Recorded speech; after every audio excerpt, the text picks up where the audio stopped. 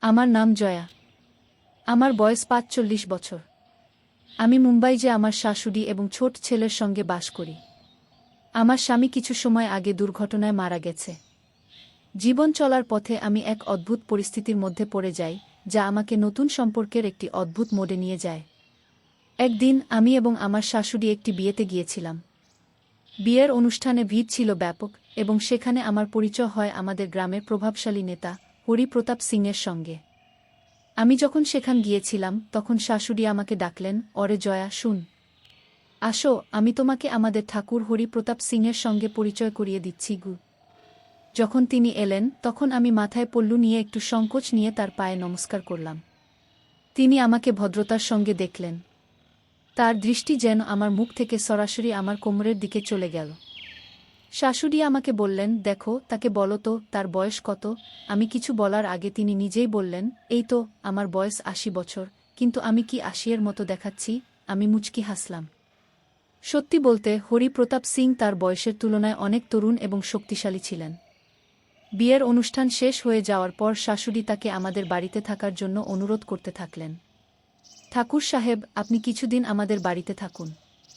এখানে শহরের কাজগুলি শেষে আমাদের সাথে কিছু সময় কাটান।" হরি সাহেব অবশেষে রাজি হলেন এবং আমাদের বাড়িতে চলে এলেন। বাড়িতে ঢুকতেই তিনি আমাকে জিজ্ঞেস করলেন, "জয়া, তোমার কি কোনো আপত্তি আছে?" আমি হেসে বললাম, "আপনি কি বলছেন ঠাকুর সাহেব? আমাদের খুশি হবে।" এভাবে সময় কাটতে লাগল। জনপ্রিয় হরি সাহেব আমাদের বাড়ির একজন সদস্য হয়ে গেলেন। তিনি মাঝে মাঝে আমার সঙ্গে কথা বলতেন, কিন্তু তার দৃষ্টি প্রায়ই আমার দিকে স্থির হয়ে যেত, বিশেষত আমার কোমরের দিকে। একদিন আমি যখন আমার ছেলেকে স্কুল থেকে নিয়ে বাড়ি ফিরছিলাম, তখন দেখলাম হরি সাহেব ঘরে আগে থেকেই বসে আছেন।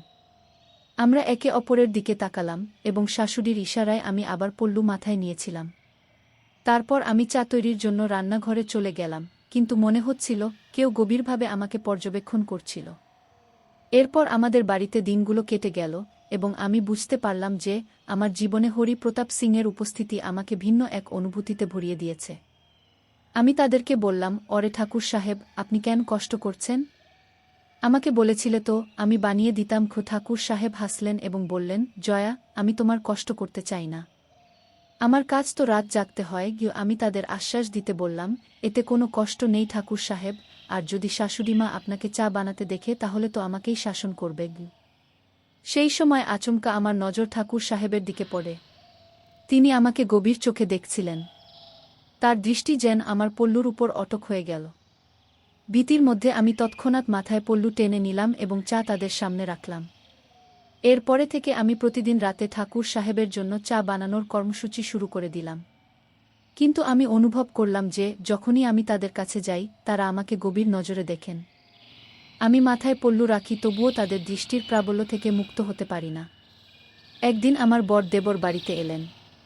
শাশুড়ি মা তাকে নিয়ে যাওয়ার প্রস্তুতি নিচ্ছিলেন, কারণ তারা ৬ মাস আমার কাছে এবং তারপর ৬ মাস বর দেবরজির কাছে থাকতেন। শাশুড়ি মা আমাকে বললেন, "জয়া, ঠাকুর সাহেবের ভালো করে খেয়াল রেখো, তাদের কোনো ধরনের অসুবিধা যেন না হয়, আর হ্যাঁ, তাদের সামনে সবসময় মাথায় পল্লু নিয়ে যে যোগু।" শাশুড়ি মা চলে যাওয়ার পর কিছুদিন সবকিছু স্বাভাবিকই ছিল। ঠাকুর সাহেব এবং আমার মধ্যে কথোপকথন বাড়তে লাগল। এক রাতে আমি তাদের ঘরে খাবার নিয়ে গেলাম। ঘরটি অন্ধকার ছিল। যেভাবে আমি ভিতরে গেলাম আমাকে অদ্ভুত এক অস্থিরতার অনুভূতি হল। আচমকাই খাবার আমার হাত থেকে পড়ে গেল। শব্দ শুনে ঠাকুর সাহেব লাইট জ্বালালেন। তিনি বললেন, "সরি জয়া, আমার জন্য তোমার কাজ বিগড়ে গেল।" আমি হাসি মুখে উত্তর দিলাম, "কোনো ব্যাপার নেই, আমি পরিষ্কার করে দেবগু।" আমি ভাবলাম, আসলে আমার সাথে কি হলো। ঠাকুর সাহেব বললেন, "জয়া, লাও, আমি নিজেই এটা পরিষ্কার করে দিচ্ছি।" তখন আমি তৎক্ষণাৎ উত্তর দিলাম, "না ঠাকুর সাহেব, আপনি আরাম করুন, আমি করে দিচ্ছি।" এরপর আমি ঝুঁকে পড়লাম এবং মাটিতে পড়া খাবার পরিষ্কার করতে লাগলাম। আমি অনুভব করছিলাম যে ঠাকুর সাহেবের দৃষ্টি আমার পৃথিবীশীতল প্রতিটি কাজের প্রতি নিবিড় ছিল এবং আমি মাথায় পল্লু ঠিকভাবে রেখেছিলাম। যখন কাজ শেষ হলো তখন আমি একটি নতুন প্লেট নিয়ে ঠাকুর সাহেবকে দিলাম। তারপর আমি নিজের ঘরে ফিরে এলাম। ঘরের আয়নায় দেখলাম আমার শাড়ির পল্লু একটু নিচে ছিল। আচমকাই মনে পড়ল যে এটি একই শাড়ি যা আমি সন্ধ্যায় আমার বন্ধুর বাড়িতে পরিধান করে গিয়েছিলাম, তবে বাড়ি ফিরে আসার সময় পল্লু ঠিক করতে ভুলে গিয়েছিলাম। ঠাকুর সাহেবের সামনে যাওয়ার এই অবস্থা দেখে আমাকে একটু অস্বস্তি লাগল। পরের সকাল যখন আমি নাস্তা নিয়ে ঠাকুর সাহেবের ঘরে পৌঁছালাম, তিনি তার পরিচিত ভঙ্গিতে বললেন, জয়াগু, একবার বাস আমাকে একটু সময় দাও। তুমি আমার মতোই কাছে আছো, আমার কথা বুঝো। এই কথা আমাকে হিলিয়ে দিয়েছে। প্রতিদিনের রাঁধুনিতে তাদের আসা, বিনা কথা বললেও কিছু না কিছু বলা, আর এখন এই সব বিষয়গুলো ধীরে ধীরে আমার কাছে পরিষ্কার হতে শুরু করেছে যে ঠাকুর সাহেবের দৃষ্টি শুধু আমার কাজের উপর নয়, বরং আমার উপরও। পরে একদিন তারা আমার জন্মদিনের কথা উল্লেখ করলেন।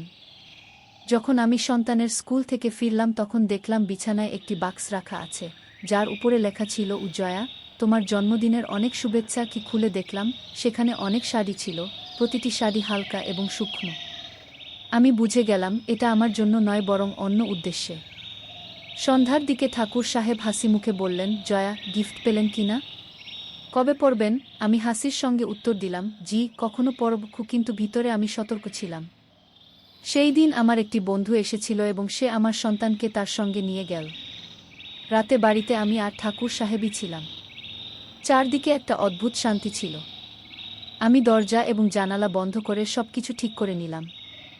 ঘড়িতে রাত 9:30 বাজতে চলেছিল এবং পরিবেশ ধীরে ধীরে আরও গুরুতর হয়ে উঠছিল। যখন আমি আয়নায় আমার মুখ দেখলাম তখন নিজেকে একটু লজ্জিত মনে হলো। খাবারের থালি সাজিয়ে আমি ধীরে ধীরে ঠাকুর সাহেবের ঘরের দিকে এগোলাম। মাথায় পড়ল আজও ঠিক আগের মতো ছিল।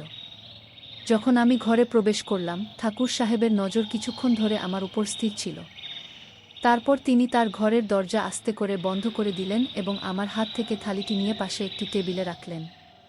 পুরো বাড়ি অন্ধকার ছিল, শুধু একটি টেবিলের ল্যাম্পের হালকা আলো ঝলমল করছিল। কিছুক্ষণ সবকিছু চুপ ছিল, আমি মাথায় পল্লু দিয়ে চুপচাপ দাঁড়িয়েছিলাম। তখন ঠাকুর সাহেব দুই হাতে আমার কাঁধে ছুঁলেন এবং হাসি মুখে বললেন, জয়া, তুমি কত সুন্দর, আজ খুবই ভালো লাগছে গি। আমি এক পালকের মতো নিঃশব্দ হয়ে গেলাম, তারপর ধীরে ধীরে হাসতে হাসতে বললাম, ঠাকুর সাহেব, এই বয়সে আপনি এত শক্তিশালী দেখাচ্ছেন। কি আমি আপনাকে বাবা বলবো? তিনি হাসতে হাসতে বললেন, বিলকুল জয়া, তুমি আমাকে বাবা বলতে পারো।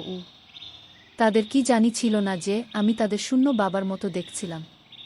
পরের দিন সকাল হলে বাড়ির সমস্ত জানালা বন্ধ ছিল। আমি ঠাকুর সাহেবকে নাস্তা দিলাম এবং স্নানের জন্য পানি প্রস্তুত করার খবর দিলাম। তিনি আমাকে দেখলেন এবং আমি ঘরটি থেকে বেরিয়ে এলাম। এমন করেই সময় চলে গেল এবং এভাবে 3 মাস কেটে গেল। পরে একদিন আমার শাশু মা ফিরে এলেন এবং ঠাকুর সাহেবের বিদায় হওয়ার সময় এসে গেল। কয়েকদিন পর আমি শাশুড়িমা এবং ঠাকুর সাহেবের কথা শুনলাম। শাশুড়িমা জিজ্ঞেস করলেন, ঠাকুর সাহেব, আপনার দিনগুলো কেমন কাটছে? আপনার কাজ সম্পন্ন হয়েছে? ঠাকুর সাহেব উত্তর দিলেন, হ্যাঁ বিগি, যা আপনার বলা ছিল সবই সম্পন্ন হয়েছে। জয়ার যা প্রয়োজন ছিল তাকে সেগুলোও মিলে গেছে। কি? এই কথা শুনে আমি অবাক হয়ে গেলাম। এর মানে ছিল যে শাশুড়িমা এবং ঠাকুর সাহেব আগে থেকে কিছু পরিকল্পনা করে রেখেছিলেন। পরে কিছু বছর পরে ঠাকুর সাহেবের মৃত্যু হয়ে যায়। চলে যাওয়ার সময় তিনি তার সম্পত্তির একটি অংশ আমার নামে লিখে দেন, যেন তিনি আমাকে তার কন্যা হিসেবে মনে করেছেন। এভাবেই ছিল ঠাকুর সাহেব এবং আমার গল্প। তো বন্ধুরা, কেমন লাগল আপনাদের এই গল্প? আপনার মতামত মন্তব্যে জানাতে ভুলবেন না।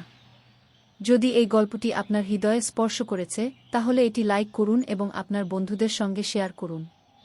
আগামীতে আরও এমনই রোমাঞ্চকর গল্প শুনতে চাইলে আমাদের চ্যানেলে সাবস্ক্রাইব করুন এবং বেল আইকন চাপতে ভুলবেন না।